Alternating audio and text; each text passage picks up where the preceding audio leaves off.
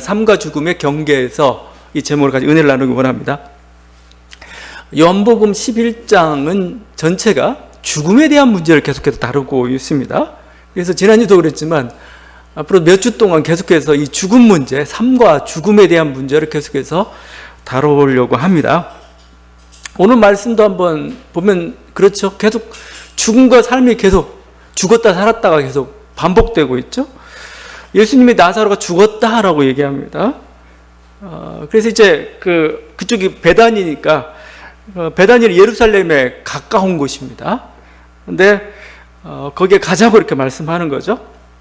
우리가 그냥 아무런 전례 없이 보게 되면 이것은 장례식 참석일까? 아니면 뭔가 어떤 한 주님의 어떤 그 의도가 있는 걸까? 죽음과 맞서려는 걸까? 아직은 불분명해 보입니다. 그냥 우리는 그냥 상식적으로 장례식 가려는가 보다 이렇게 볼 수도 있는 거죠.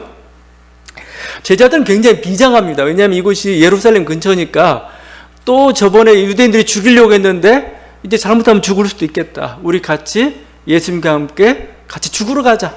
또 굉장히 비장한 행진이 돼버린 거죠. 자, 그래서 이렇게 베다니에 도착을 했습니다. 도착을 했는데 보면은 나흘이라고 그랬죠? 하루 이틀 사흘 나흘. 장례가 좀 지난 거죠. 우리도 3일장이지만 중동은 더운 날씨이기 때문에 죽으면 바로 그날 매장은 아니고 뭐 엄격하게는 어떤 굴 같은데 이런 데다가 가매장식 이렇게 넣죠. 이렇게 처리를 하기도 하고 합니다. 뭐 나흘이나 되었으니까 완전히 죽었다 이렇게 볼 수가 있는 거죠. 나사로의 그 가정에는 유대인들로 사람들로 이렇게 북적이고 있습니다. 장례식장은 좀 사람들이 북적여야 되죠. 이게 사실 슬픔을 위로하는 그 방식입니다. 저도 뭐 이렇게 뭐 꽃 같은 거 이런 건 허례허식이닥닥 얘기 막 하는데 장례식장은 꽃으로 장식해도 괜찮을 것 같아요. 일단 3일 동안 있는다는 것도 있지만 그게 뭔가 이렇게 풍성하게 만들어져요. 그러니까 사람들이 있는 게 요즘 코로나 때문에 좀 그렇게 좀 어려워졌지만 같이 있는 게 유대인도 그게 슬픔을 이렇게 나누고 있는 거죠. 아마 장례식 내내 그 여인들은 그 중동인들 그 특유의 애곡 소리가 있습니다. 막 높은 음에 하는 막 이런 그런 애곡 소리를 아마 계속 집안에서 울렸을 겁니다. 하여튼 그게 어떤 장례식 어떤 침통한 분위기들이죠. 그래서 예수님이 이제 그쪽에 오니까 마르다는 막 예수님이 왔다는 소식을 듣고 막 버선발로 지금 달려나가고 있습니다. 예수님 맞으러. 근데 맞는데 뭔가 묘한 거. 오히려 저는 이게 원망의 말처럼 들려요. 21절. 주께서 여기 계셨더라면 내 오라버니가 죽지 아니하였겠나이다. 주님은 능력 있는 분이고 그러면 위기의 순간에 주님께서 능력으로 고쳐주셨을 텐데 당신이 안 계셔가지고 그렇습니다. 우리의 원망과 비슷한 겁니다. 항상 당신이 이렇게 만들었다고 하죠. 항상 자기는 잘못은 자기가 다 해놓고 그렇게 자기 선택해놓고 당신 때문에 뭐 이런 식이죠. 근데 지금 여기서 그러니까 예수님이 네 오라비가 다시 살 것이다 미래형으로 얘기합니다. 근데 이 미래형이라는 게 참 애매해요. 아주 먼 부활의 미래를 가리키는 건지 아니면 바로 몇 시간 후에 미래를 가리키고 지금은 몇 시간 후에 미래를 사실 가리키고 있는 겁니다. 네 오라비가 다시 산다. 모호하죠. 이에 대해서 마르다는 어떤 정통 신앙인이 할 수 있는 대답을 합니다. 24절이죠. 마지막 날 부활 때에는 다시 살아날 줄을 내가 아나이다. 마지막 날 부활 때는 내가 다시 살아날 줄을 안다. 우리 오라비가. 자, 이 말은 확신일까요? 아니면 체념일까요? 그때는 물론 그렇게 살아나겠죠. 이런 식의 체념인가. 하여튼 이것도 불분명합니다. 근데 하여튼 우리들도 그렇게 얘기해요. 우리 부활합니다. 목회자들도 여러분들도 뭐 부활합니다. 천국에 있습니다. 얘기하는데 그 죽음이 가지고 있는 압도적인 어떤 두려움, 절망감 때문에 그게 그냥 어떻게 보면 의례적으로 이렇게 하는 경우들이 많죠. 하여튼 오늘 말씀 속에서 죽음을 대한 어떤 다양한 사람들의 다양한 반응들이 보이고 있죠.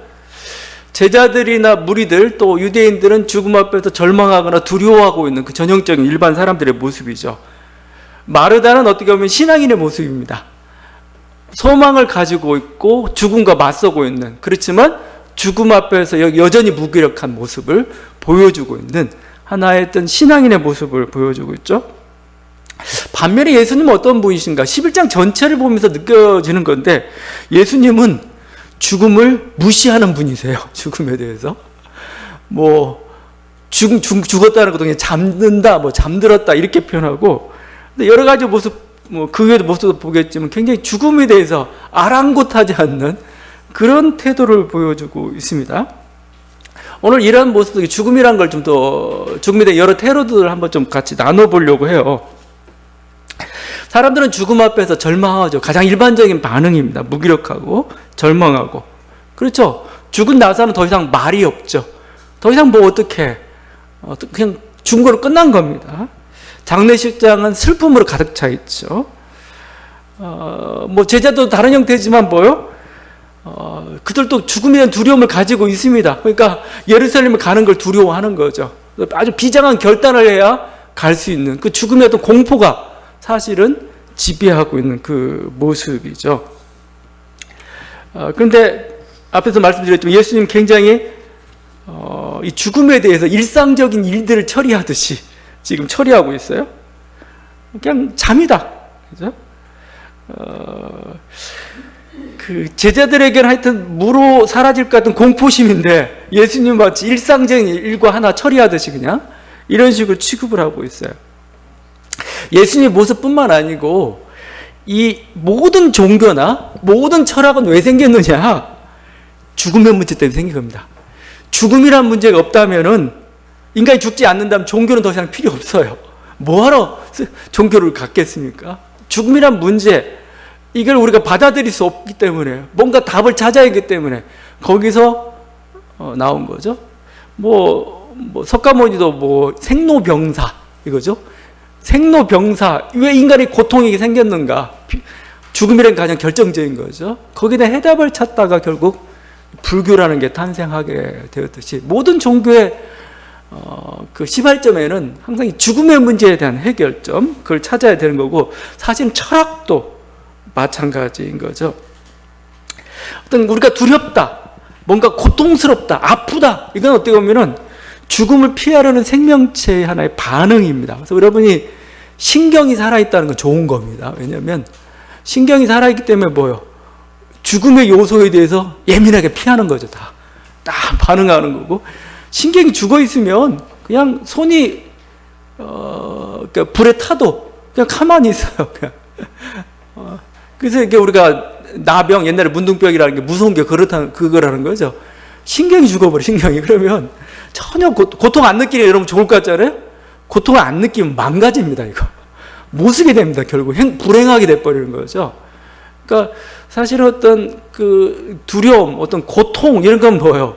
죽음을 어떤 피해보려는, 생명을 더욱더 지켜보려는 하나의 노력이라고 할 수가 있는 거죠. 근데 이 고통은 모든 생명체가 다 가지고 있는데 인간에게는 두려움이라는 게 하나가 더 있습니다. 두려움이라는 게. 동물들을 제가 동물들하고 자꾸 비교하는, 동물들은 눈앞에 있는 죽음의 위기만 피하면 돼요. 항상 그렇잖아요? 그래요. 저기 어떤 죽음의 위기가 있을지라도 동물들은 그냥 가요. 그게 멀리 있으면 가요. 그냥 가. 인간은 안 가죠. 저거 내가 10년 전에 갔다가 죽을 뻔했는데 나 안 가. 그렇죠? 근데 동물들은 가요. 바짝 자기 눈앞에 죽음이 닥치지 않는 이상 그냥 가는 겁니다. 인간은 왜 그러느냐? 죽음을 의식하며 살기 때문에 그래요. 죽음을. 이렇게 하면 죽는다. 이렇게 하면 내 생명이 끝난다. 이런 의식들. 그래서 그 키르케고르, 우리 실존 철학자라고 하죠. 인간을 뭐라고 표현하냐면 죽음에 이르는 병을 앓고 있는. 실제 그렇습니다. 여러분 모든 삶의 어둠과 어떤 그림자, 심지어 기쁨마저도 다 죽음과 다 관련되어 있어요. 그게 직접적인 거든 어떤 간접적인 거든 이런 모습으로 살아가고 있는 것. 그래서 어떻게 보면은 이 죽음에 맞서기 위해서 인간은 생각을 다스려야 됩니다. 생각. 죽음의 공포는 인간만이 사실 가지고 있는 거라고 저는 생각을 해요. 물론 생물체도 가지고 있죠. 근데 생명체가 가지고 있는 죽음에 대한 공포하고 인간이 갖고 있는 건 달라요. 생각과 의식 때문에 그렇습니다. 의식. 그래서 막, 이런 거죠. 그러니까, 이 생각을 다스려야 됩니다. 이 생각을 다스리는 게 뭐예요? 그게 종교고, 그게 철학인 거죠. 죽음에 대한 여러 가지 그 해법들이 철학들에서 나왔습니다. 그때 옛날 고대 에피쿠로스 학파, 우리는 뭐 쾌락주의자라고 하는데, 에피쿠로스 학파의 그 죽음에 대한 어떤 대답이 굉장히 현실적인 것 같아요, 제가. 그들은 죽음을 두려워할 필요 없다라고 하면서 이렇게 얘기합니다. 마치 궤변 같은데, 공공생각은 궤변 아닙니다. 좀 보세요. 죽음은 우리와 무관하다. 살아있을 때는 죽음이 없고, 죽었을 때는 우리는 없다. 맞죠? 살아있든 난 안 죽었잖아요. 죽었으면 나는 없잖아요. 그러니까 죽음은 없다 이거예요. 왜 두려워하느냐 이거예요. 말 장난 같은데 아니에요. 제가 자꾸 하지만 동물과 비교해요. 동물이 허물을 느낍니까? 동물이? 허물을 느끼는 것은 인간입니다. 인간. 동물들은 내가 장애로 태어났어요. 내가 어떤 아주 안 좋게 태어났어도 절망하지 않아요. 그냥 살아가요. 그냥 주변 사람도 그렇게, 주변 동물들도 그렇게 봐요. 그러다가 생마치면 그냥 가는 겁니다. 근데 그걸 바라본 인간이 문제. 아유, 불쌍해. 아유, 쟤는 어떻게 저렇게. 아유, 이러다가 결국은, 걔는 괜찮은데, 해피한데. 그냥 살아가는데, 인간의 생각이라는 겁니다, 생각. 그러니까, 의식 속에서 이걸 우리가 그냥 이 에피쿠로스 학파가 얘기했던 그대로 그냥 우리가 받아들인다면, 현실을 그대로 받아들인다면, 그걸 자신의 것으로 생각한다는 거예요. 사실은 죽음은 그렇게 힘든 게 아니고 두려울 게 아니라는 거예요. 여러분, 그 어린아이들의 천진난만함 한번 생각해요. 어린아이들 천진난만함. 어린아이들은 자기 부모가 죽은 장례식장입니다. 어린아이들은. 근데 갑자기 즐거운 일이 생겨서 누가 다시 웃겼어요. 깔깔대고 웃습니다. 그리고 어른들 와가 이 철이 없는 놈 막 얘기하는데 아니에요. 생명체의 당연한 반응입니다. 생명체의 당연한 반응. 우리가 그냥 이렇게 표현할 수 있죠. 생각이 좀 부족해서다. 의식이 부족해서인데 어떨 때는 의식이 부족한 게 나을 때가 있어요. 죽음 문제 앞에서는 그 천진난만함, 그죠? 이 천진난만함 속에서 뭐예요? 자기가 지금 당하고 있는 고통이나 아픔에 대해서는 그대로 반응해 주는 거죠. 그렇지만 지금 그 상황이 아니에요. 그게 안 다가오고 그러면 그대로 또 즐겁게 수용해 주는 거죠.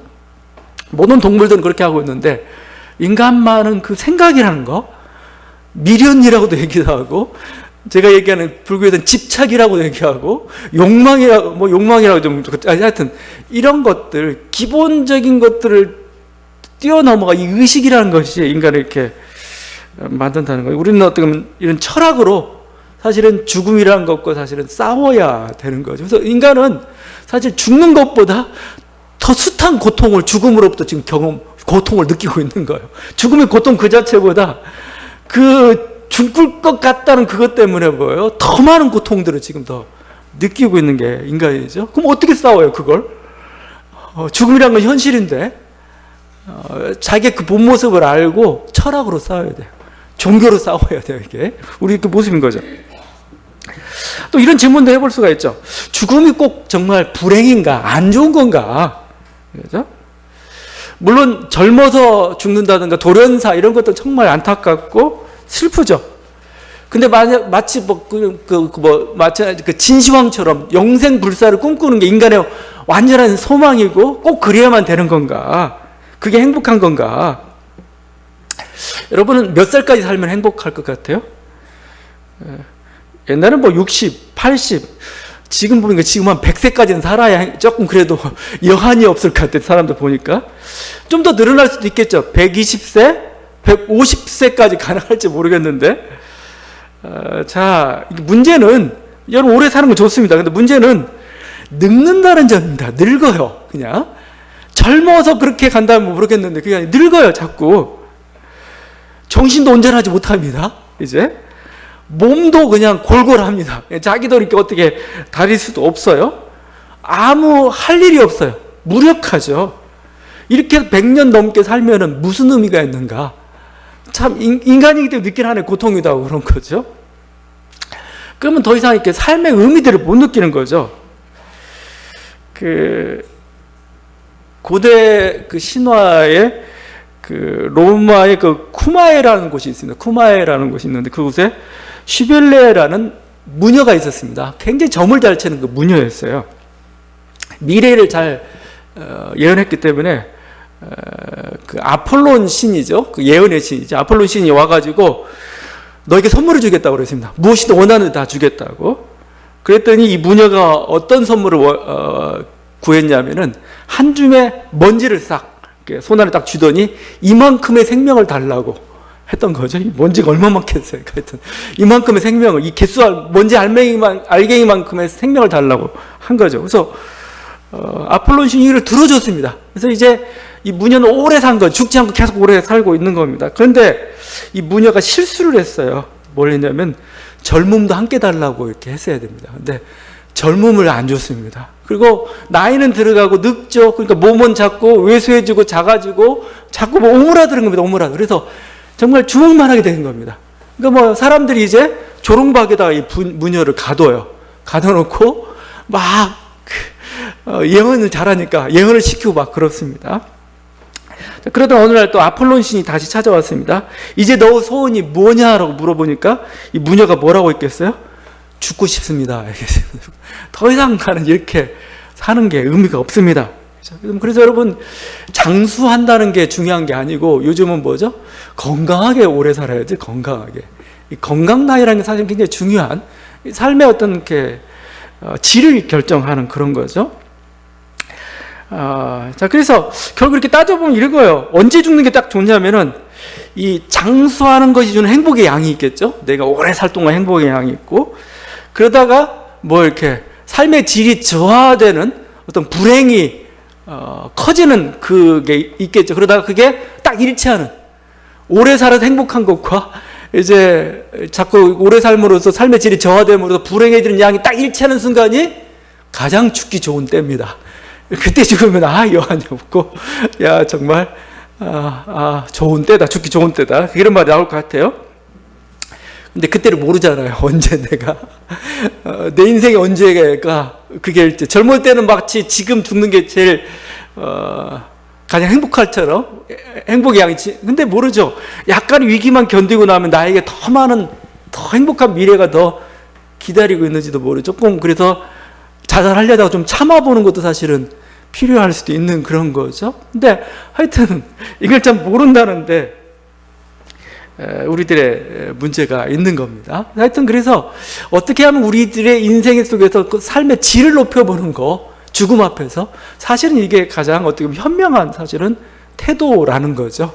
이미 죽음은 언젠가 오게 되어 있습니다. 그건 우리는 그래야 되는데 결국 그 인간이랄 때 어떤 생명체랄지 살아가는 결국 원동력은 뭘까? 이게 전 삶의 질이라고 생각해요. 삶의 질. 정말 보람 있고 의미 있고, 그러니까 생명의 풍성함을 누리는 거죠. 카프카가 그런 얘기했습니다. 삶이 소중한 이유는 언젠가 끝나기 때문이다. 죽음이 있기 때문에 막 돈 많으면 흥청망청 다 쓰죠. 근데 인생이란 것도 자기 딱 정해진 시간이 있는 거예요. 그러니까 뭐예요? 아까운 거죠. 아까우니까 잘 쓰려고, 뭔가 더 보람 있게 쓰려고 막 이렇게 하는 거죠.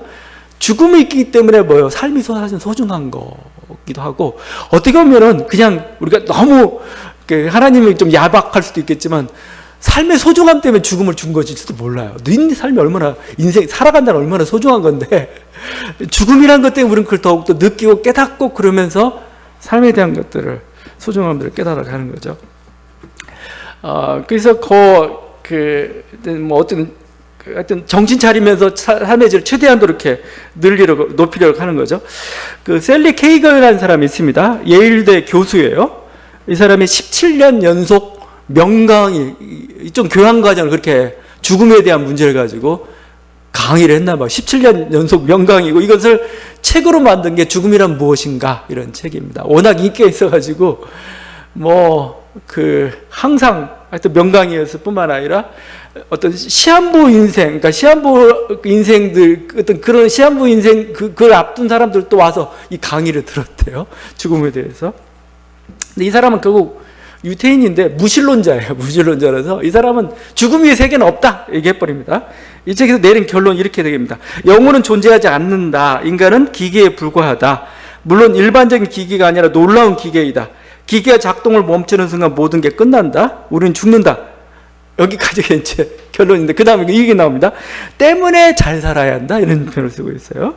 죽음을 제대로 인식한다면 인생을 어떻게 살아야 하는지에 대한 행복한 고민을 할 수 있다, 이거죠. 예? 지금 주어진 거, 그죠? 이 주어진 것을 얼마만큼 생명의 어떤 풍요로움을 이렇게 누리며 살 수가 있는 건가? 죽음을 현실로 받아들이고 그 남은 생을 최대한 어떻게 행복하게 살지. 어떻게 무신론자의 그 말이지만 우리들은 굉장히 현실적인 말 같습니다. 굉장히 우리들은 현실적인 말이고, 이 죽음을 이렇게 받아들이는 그 순간에 뭐요? 그리고 여러 가지 우리 인간의 어떤 생각들, 그러니까 우리들이 어떤 생각 속에 살고 있는가를 우리들 한번 점검해보는 순간에 정말 우리 인생을 정말 아름답게 갖고 갈 수 있는 하나의 어떤 그런 어떤 계기가 될 수가 있고 깨달음이 될 수가 있는 겁니다.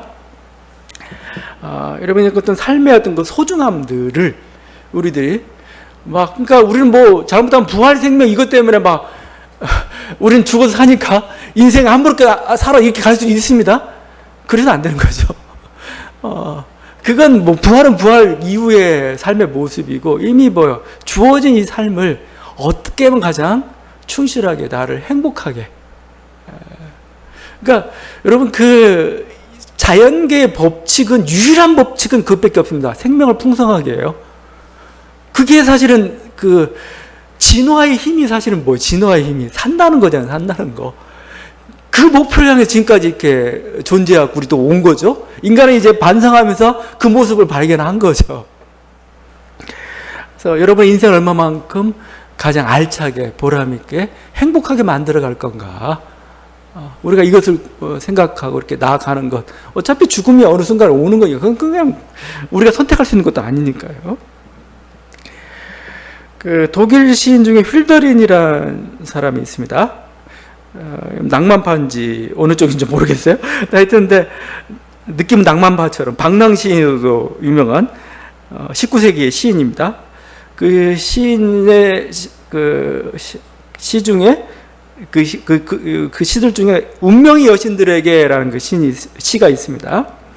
우리 한계성 같은 이 주체가 어떻게 하면은 자신의 삶의 질을 최대한 높일 수 있는가를 멋있게 좀 보여주고 있는 게 이 시 같아요. 그 시를 한번 읊어보겠습니다. 여신들이여, 제 노래가 완전히 무르익도록 한철의 여름과 겨울을 더 허락하소서.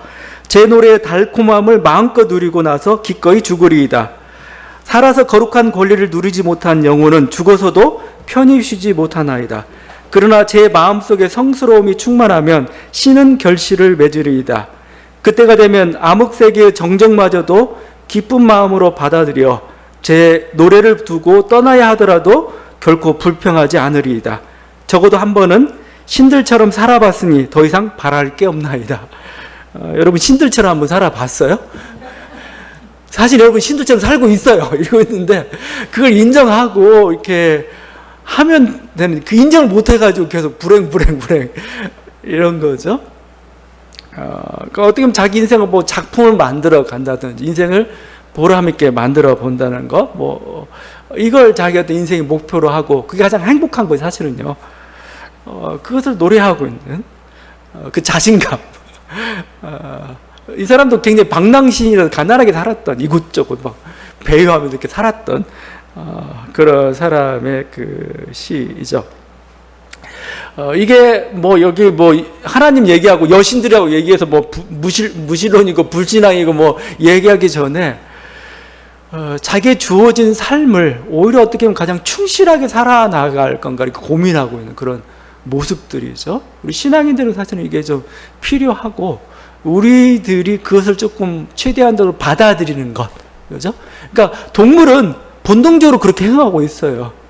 근데 뭐죠? 인간은 뭐예요? 이제 의식이라는 게 있기 때문에 그 의식을 거기에 좀 맞춰가라는 겁니다. 그렇게 맞춰가는 거. 그래서 우리들에게 주어진 게 바로 이 부활신앙이라고 저는 생각을 해요. 신앙인들은 부활신앙으로 죽음에 맞서고 있는 거죠. 마르다의 신앙이 대표적인 겁니다. 거기 24절입니다. 마르다가 이르되 마지막 날 부활 때에는 다시 살아날 줄을 내가 아나이다. 마지막 날 부활 때는 내가 지금은 죽을 겁니다. 지금은 죽고 자기 오라버니도 그냥 다 썩어 없어질 것이지만 그런 언젠가는 다시 우리는 살 겁니다. 그 희망으로 죽음과 맞서고 있는 거. 이게 신앙인들의 모습이죠. 이 때문에 사도 바울은 아주 과감히 이렇게까지 얘기하죠. 사망아 너의 승리가 어디 있느냐? 사망아 내가 쏘는 것이 어디 있느냐? 왜냐하면 내가 부활하는 그 순간에 어떤 그 사망은 이미 무력화돼 버리고 있는 거고, 사실은 근데 이 사도 바울의 이 싸움은 사실은 그 자기 자신을 향하고 있는 거죠. 죽음 앞에 두려워하고 있는 우리한테, 이제 우리는 부활의 약속이기 때문에 더 이상 죽음 두려워하지 마. 그래서 너의 지금 주어진 그 삶을 충실히 살아가. 사실은 이런 게 지금 초점이 좀 향하고 있는 거죠. 이런 그 부활신앙이라는 건 사실은 그 우리 기독교만 가지고 있는 게 아닙니다. 당시 유대교도 이 부활신앙을 가지고 있었죠.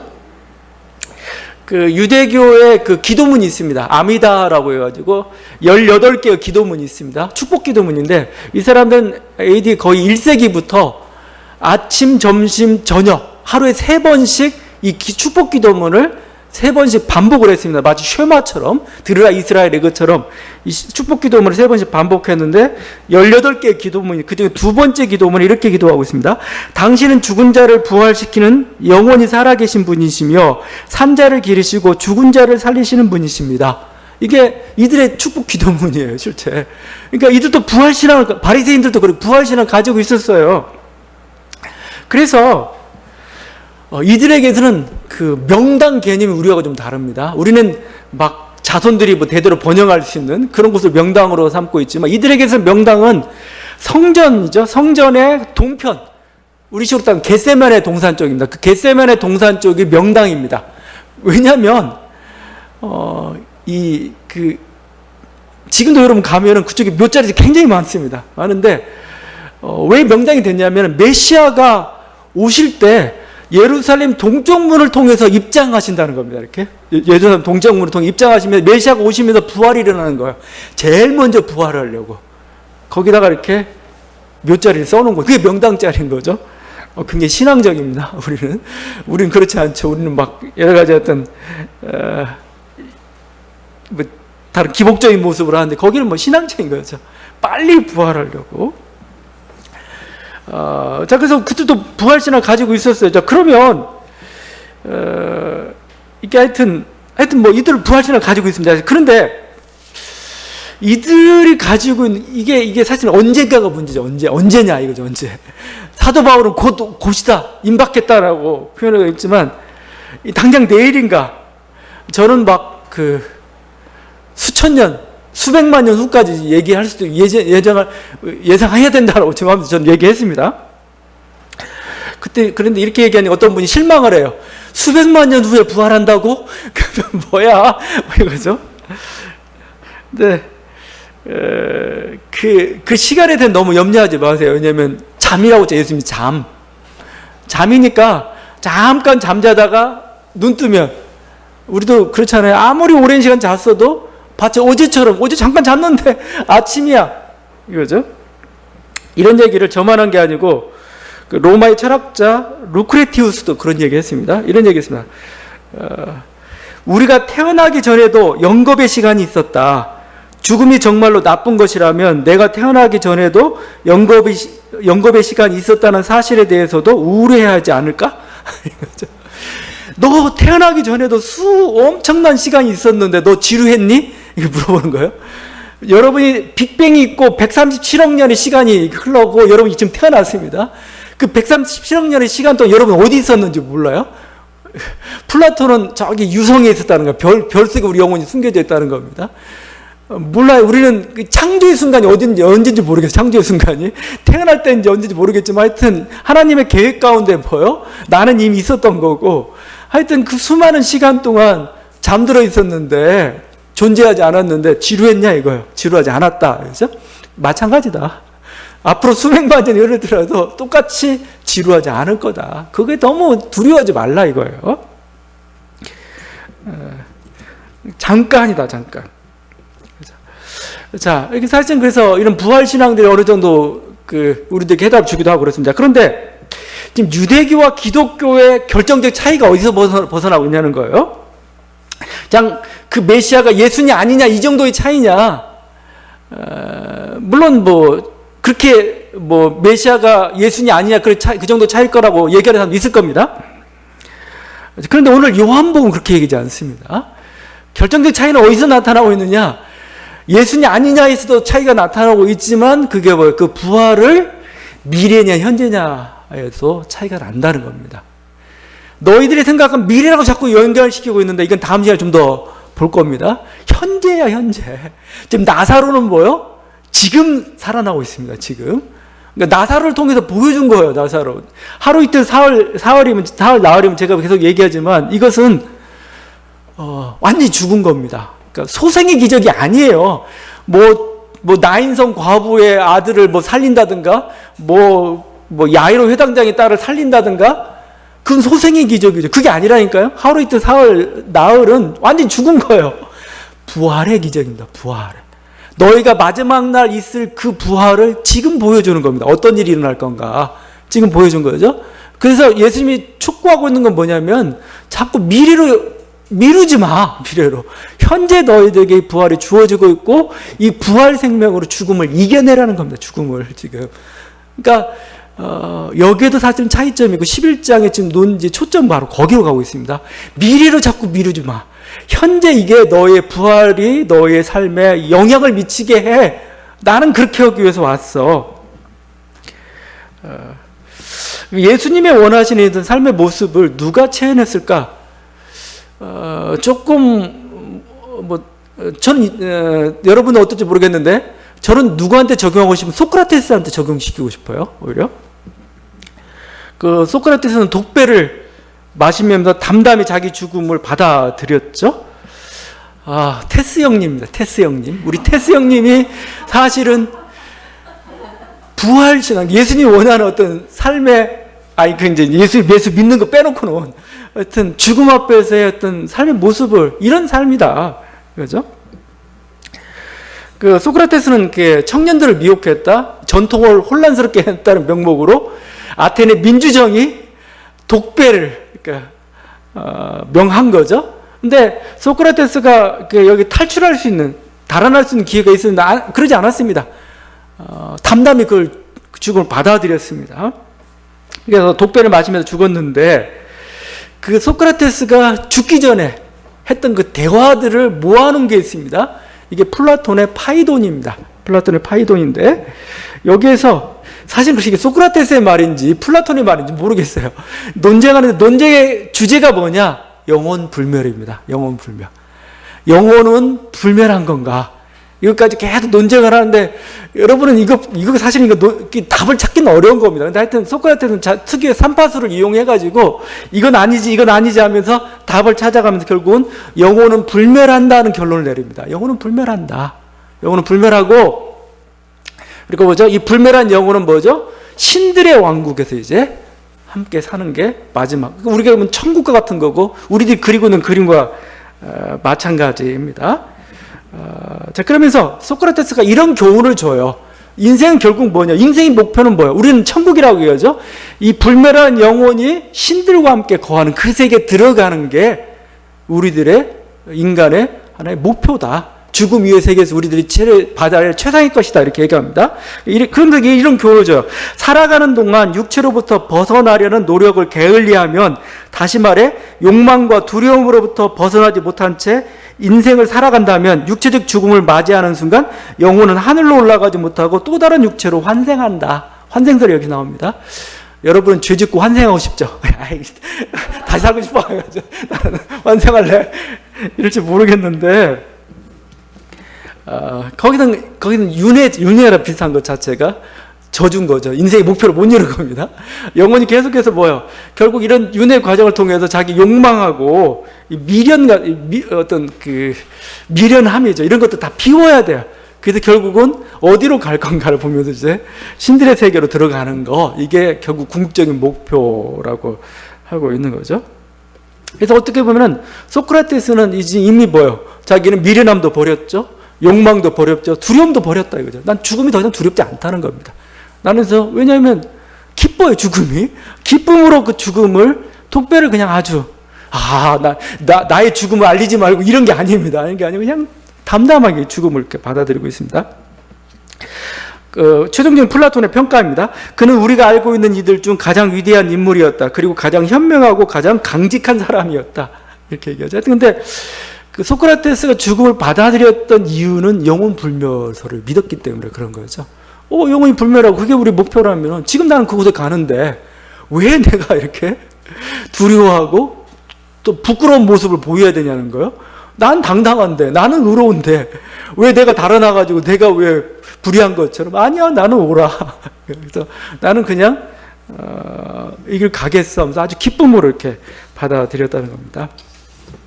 저는 이 모습을 사실 예수님에게서 오늘 요한복음에 우리가 확인해 볼 수가, 요한복음이, 그래서 제가 누누이 얘기하자면 요한복음은 십자가가 고통이 아니에요. 고통이 계속 얘기하지만 고통, 두려움이 아닙니다. 두려움이 아니고 어떻게 보면 진리의 실체이신 뭐요? 하나님께 돌아가는 거예요. 돌아가는 거. 드디어 이렇게 그쪽으로 가는구나. 난 그 목표로 가는 거. 그 기쁨이 넘쳐나. 그게 요한복음 17장 1절에 예수님의 그 기도죠. 예수께서 눈을 들어 하늘을 우러러 이르시되 아버지여 때가 이르렀사오니 아들을 영화롭게 하사 아들로 아버지를 영화롭게 하게 하옵소서. 이 기쁨입니다. 기쁨. 너무 영광스럽습니다. 영광. 왜 영광스러워요? 아버지를 보러 가는 거니까. 드디어 나의 고향으로 가는 거니까. 난 기쁘다. 영광스럽다. 해가지고 정말 요한복음 여러분이 한번 자세히 한번 읽어보세요. 읽으면 십자가에 대해서 아주 고통스러워 피해야 돼. 그렇게 얘기하지 않아요. 이게 얼마나 좋은 건데, 오히려 목적을 이루는 건데, 오히려 더 내가 가야 너에게 더 좋은 선물을 줄 수가 있는 건데, 이런 거죠. 자, 이 때문에 제가 이 삶이 우습다 그 얘기가 아닌 거죠. 그 삶이 우습지 아니죠. 왜냐면 여러분이 사시는 이 삶을 어떻게 살아가느냐에 따라서 그쪽에 갈 수 있는 자격이 주어져요. 실제 여러분 인생을 어떻게 살아가느냐 이거죠. 어떻게 여기도 욕망과 미련과 두려움 때문에 계속 살아가다가 결국 난 죽으면 천국 가겠지? 아니라는 겁니다. 소크라테스는 뭐예요? 너 환생한다. 저주받아가 환생해가지고 이제 계속 돌아야 된다는 거. 우리는 그런 교리를 갖고 있지는 않지만 결국 우리 삶에 대해서 굉장히 충실하고 이게 잘 살아가라는 겁니다. 이게. 그러면서 이 속에서 뭐죠? 하나님 뜻이 무엇인지, 어떻게 사는 게 올바른 것인지를 알고 그렇게 살아갈 때 그런 사람들 이제 결국 이 땅의 모든 미련들을 버리고 진정한 어떤 영원한 세계에 들어갈 수 있다는 거죠.